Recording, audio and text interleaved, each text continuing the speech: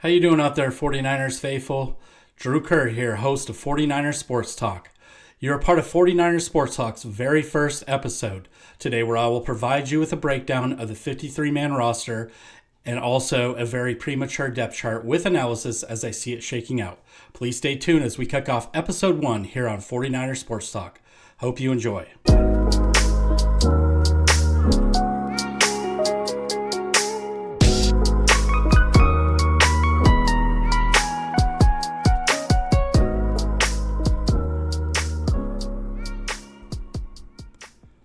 All right, guys, so I'm just going to jump right into it. I started with a 90-man roster.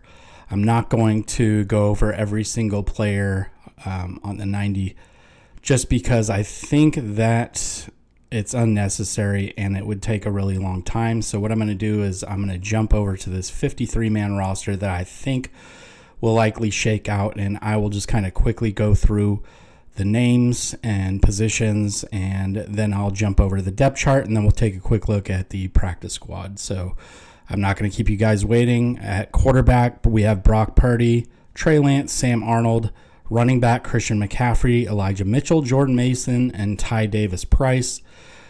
Wide receivers are going to be Deebo Samuel, Brandon Ayuk, Jawan Jennings, Ray McLeod, Danny Gray, and Chris Conley. Three tight ends, George Kittle, Ross Dwelly, Cameron Latou. Offensive line is going to feature Aaron Banks, Jake Brendel, Spencer Buford, Trent Williams, Colton McKivitz, John Feliciano, Jalen Moore, Jason Poe, Matt Pryor. Defensive line, Eric Armstead, Nick Bosa, Robert Beal Jr., Cleveland Farrell, Kevin Givens, Javon Hargrave, Kerry Hyder Jr., Drake Jackson, and Javon Kinlaw. Linebackers are going to be Fred Warner, Dre Greenlaw, Demetrius Flanagan-Foles, D. Winters, Oren Burks, and Curtis Robinson. Defensive backs, Trevarius Ward, Diamador Lenore, Isaiah Oliver, Darrell Luter Jr., and Samuel Womack Jr. Talanoa Hufanga at strong safety, Gibson at free safety, Jair Brown as that cover 3 safety, Miles Hartsfield as a backup to Isaiah Oliver, and George Odom just for special teams effect. And then the 3 special teamers I think are pretty much locks: Mitch Wishnowsky, Tabor Pepper, Jake Moody. And so I'm going to jump over here into the depth chart. And what I'm going to do, just because the quarterback is typically the most talked about, I don't have a whole lot to say about it right now outside of the facts of everything that's been given to me, given to us. And so I'm just going to start from the bottom here and work my way up in terms of depth, the depth chart that I think will shake out. And this is obviously very early, so we're going to come back to it after training camp, maybe mid preseason, and kind of look at it. I think it'll be a lot more crisp and clear as to who's going to make it and who's not. At any rate, I'm going to jump into this. Kicker, long snapper, punter, as I mentioned just a second ago. Jake Moody, Tabor Pepper is the long snapper, and Mitch Wishnowsky is the punter. I think those are pretty much a lock, unless Jake Moody here completely just, chokes. And then at that point, I think Zane Gonzalez would move in there, but I think that's highly unlikely. I think the corners, the nickel corner is going to be Isaiah Oliver. Steve Wilkes seems to really like him, and he's had a good OTA so far. He's looked good on film with the Falcons, and I think his backup, and this is interesting, it's a little bit kind of abstract, but I think that Miles Hartsfield will be a good candidate to back him up at the nickel slot, just because he is a playmaker. If you go back and watch any of the film or any of the highlights or anything like that relating to him on the Panthers, he is always on film. His number is always showing up on film. He's always around the ball, and he's got a good shot to be a solid backup there. Mooney Ward is going to obviously be our starting right corner. And then I think that Darrell Luter Jr., just from everything that I've heard out of camp and everything like that, or not camp, OTAs, He's got a little bit of dog in him, and he's hungry. So I think that at the end of the day, Darrell Luter Jr. is going to wind up there. And Ambry Thomas, unfortunately, I think is kind of trending in the wrong way. I'd really like to see him turn it around, maybe add some special teams value, but he kind of seems like he's been in the doghouse quite a bit. That was obviously under D'Amico Ryans. And I think that, I think he has a chance to be on the practice squad, but he hasn't really emerged as everybody hoped he would. Starting free safety is going to be Tayshaun Gibson. He killed it last year. He had so many interceptions and was just all over the field. And if he plays like that again, he should secure and lock that down. I think George Odom brings a lot of special teams force. He's a leader on that special teams, and I think that he is going to be the backup. Free safety, not really. I think Jair Brown is going to be the backup safety there. So he'll slide in. Jair Brown is going to be like a pseudo starter. I think that they're going to run a lot of cover 3 under Wilkes, and Brown's going to get in there. He's going to find a way. They're going to find a way to get him on the field, and I think that he's going to showcase his talents in training camp and the preseason and even the joint practice with the Raiders. So I think he's really going to shine, and they're going to have to find a way to get him on the field. Avery Young, pretty solid, and I think that he's going to be a good reserve on the practice squad. Strong safety, obviously a lock there, All-Pro Hufanga. He's going to hold that down, and I think that Brown will kind of be the backup at both spots. These are all kind of interchangeable in this system. Safeties are not as true to their positions as they used to be in the past, so there could be a lot of interchanging going on there. Left cornerback, I think it's Lenore's until he loses it. So we'll just kind of write him in, pencil him in there. Womack's going to be his backup. He has shown quite a few flashes of really good talent. And I think that, if Lenore, if anything happens to him, God willing, nothing does. But if they do, Womack will slide in there, I think, and be that guy. I also feel the same about this Sam linebacker position. Flanagan Foles has had his bouts with a few injuries nicked up here and there. But I do think that he has the experience. He works well with these guys, and I think he's going to plug in there, at least for the beginning of the season. I do think that D. Winters is very interesting out of TCU. He is a guy who just flies to the ball. He reminds me a little bit of Dre Greenlaw when Dre Greenlaw first came in, and he was just so hungry. He was attacking the ball, and I kind of see that may happen here with D. Winters. Curtis Robinson, solid veteran. I think he's a good backup. Mike, let's hope we don't need him. Let's hope he stays on the bench because we need Fred Warner. And Dre Greenlaw, obviously, at the wheel. Oren Burks backing him up, another solid vet. And then we have Jalen Graham on the practice squad, kind of waiting in the wings there. If anybody gets injured, I think he'll slide in well. Here's one that's going to shock some people, and I think some people will probably disagree with this, but I have watched a lot of, I guess, mostly highlights. I watched a little bit of film, and I think that Clelin Ferrell, I've seen some film breakdowns, and I think that under Chris Kasarik, he is going to be everything that he was supposed to be when he was drafted in the first round by the Raiders. And I think that he just didn't have a good system. He didn't have a good coach. And I think that he's going to find his home here in San Francisco. And so for that reason, I am plugging him in as the starter. I do think that Drake Jackson is still going to get on the field. He did flash last year, and he has put on some muscle, according to reports. So I think that if he can boost his speed off the edge and learn some technique from maybe Bosa and some of the other vets, Kerry Hyder, I think that he's going to get a lot more playing time. And so I think this defensive end opposite of Bosa, I think that it's going to be sort of a switch out, because Ferrell does a lot of good. He does very well with stunts and things like that. He can move inside. He can slide outside. He's a little bit like Eric Armstead light. So he'll be a good player to either put on the edge if there's a mismatch or, do a stunt and roll over and kind of attack the quarterback that way. So Kevin Givens, I think he's a lock for a backup. He will get playing time as well. You know how Kocurek likes to rotate those guys in and out. It is Wilkes' defense, but I think all these guys here are going to rotate in and out and keep each other fresh throughout a game. T.Y. McGill on the practice squad, Alex Barrett as well.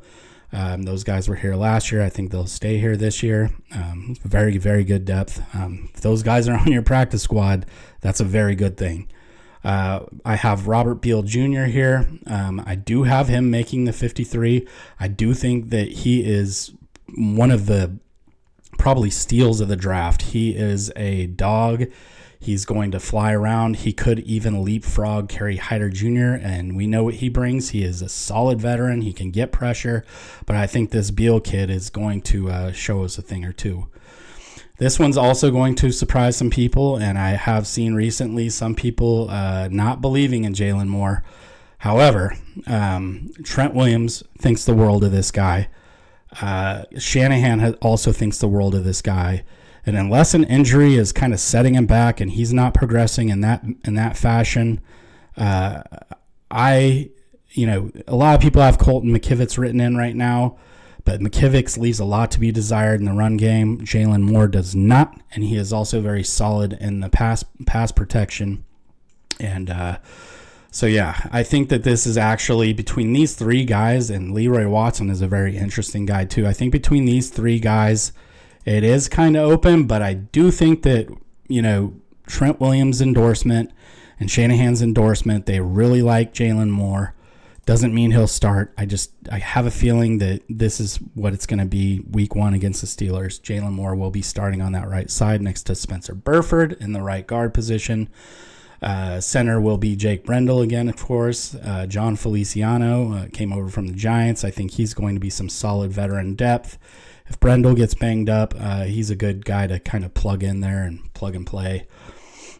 Aaron Banks on the left side, we all know he's going to start. Jason Poe has really been kind of busting people out lately. He is kind of an up-and-coming player, and I think that there is some potential there for him to make an appearance. If there's an injury to either Banks or Burford, God, let's not put that out there. But if there is, I think Jason Poe has a really good chance to go into either one of those spots and be very effective. Maybe not as effective, but be effective.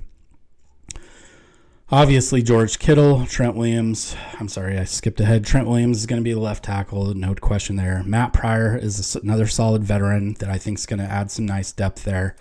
And then we got the big guy, Alfredo Gutierrez. I think he's coming back onto the practice squad for another year. If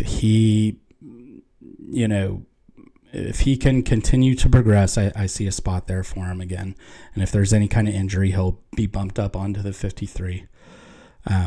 George Kittle's obvious starter there.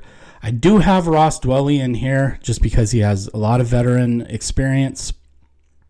He has been injured, but if he can come back 100% of his former self and show his value, I think that he is going to be a solid tight end too. That being said, I don't trust it. So I think that either one of these guys, Cameron Latou or Braden Willis, who were just drafted out of Alabama and Oklahoma, I think that they have a really good chance to leapfrog Ross, the boss, and kind of slide in there and then have Ross Dwelley either cut and go to another team or kind of get bumped back on the depth chart.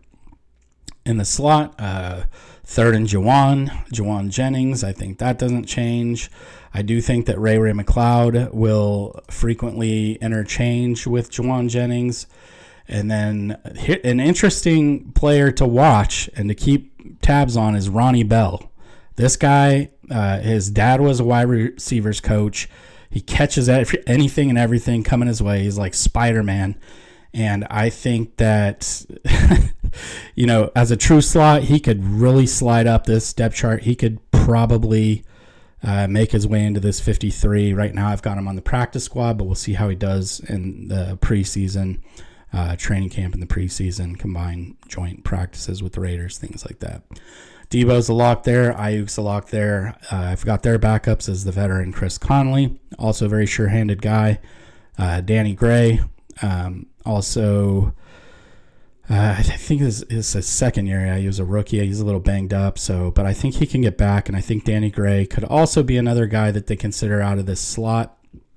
So we could potentially see him moving from like an X position into the slot from time to time, depending on the play. But I think on the outside, he gives the 49ers that true speed demon that can stretch the field. And I think that Willie Snead is going to stay with us, stay on the practice squad, hope to get a Super Bowl ring. Tay Martin, another very solid guy. I don't know if the Niners are going to keep 3 wide receivers there. I just really don't. But as of now, I kind of have it that way. So Kyle Juszczyk, he's the one and only fullback. Jake Coletto, probably not going to make the team. I think he's there for a camp body. Christian McCaffrey, definitely shoe-in. I think that he's poised for a huge season in this offense. I think he could potentially take a lot of touches away from a lot of these guys and maybe even become the next 1,000 and 1,000 club member. That's a big prediction, but I think it can happen in this offense as long as he, stays healthy. Same thing with Elijah Mitchell. Great backup, has injury problems, which could force some of these other guys up into starting roles. Hopefully not. Hopefully we stay healthy this season. Hopefully the Niners stay healthy. Hopefully these 3 guys do not need to come into this realm right here, and we just have these 2 guys healthy for the whole season. That being said, Jordan Mason has shown a lot of potential, and for a big guy that's a north and south bruiser, he can catch out of the backfield actually. And I think the same goes for Ty Davis-Price. So these guys are both going into year 2, and I think they have a lot of potential. If Elijah Mitchell gets knocked out again, these guys are going to be very solid players. Ronald Awatt out of Marshall, very intriguing also. I've watched some. Haven't watched film because I don't have access to Marshall's film, but he is also a burner. He's he fits the system. He's a north and south runner, and so there's that. Quarterback, Brock Purdy is the guy until he's not, right?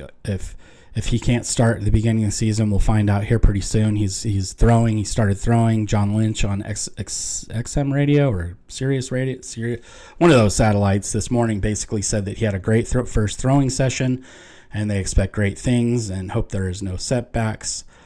I do think that even though Trey Lance has a different skill set than either Sam Darnold or Brock Purdy, and they kind of have to